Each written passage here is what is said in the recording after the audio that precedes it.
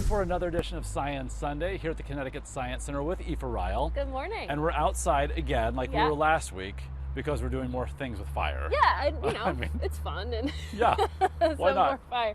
And this time we're actually going to use a propane torch, so definitely outside. Yeah, and this is something left to the professionals. Yes. Namely you. Yeah. And the reason for that too is because we have a very special piece of equipment that not many people have.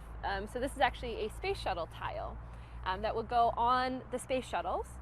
And this one is made out of mostly silica, and it's heat resistant up to like 2,300 degrees Fahrenheit. Wow. So very special material. Absolutely. Yeah. Used on the underside of the space shuttle for re-entry. So when something comes 25 times the speed of sound into our atmosphere, it gets really warm. So if the space shuttle was made out of metal, it would actually burn up and melt. So that's why we have these very special tiles that NASA builds. So you can feel it too. Yeah, it's really light. Very light. Yeah, absolutely. Almost feels like styrofoam. Yeah. It's not styrofoam though. No. So what I'm going to do is actually get my propane torch started here. There we go. And I can hold this in one hand, and I can heat the other side of it. And yeah, if you want to see if you can gauge a temperature. So I'm going to use the...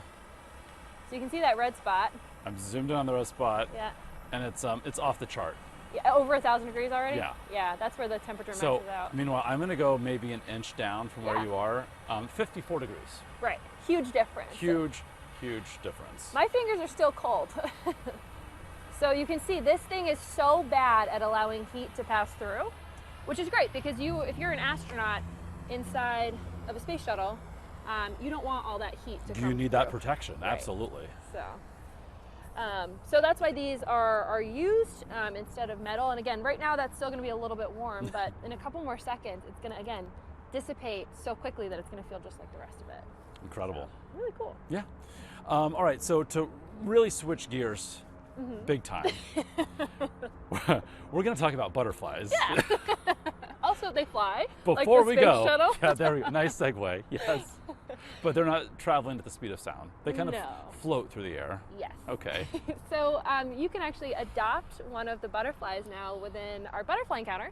So you can adopt a tropical butterfly. And so if you go online, you can see all the pricing for that. But it's kind of cool because you get a certificate, a picture, a bunch of information about it. And you can actually come visit and see the butterfly too.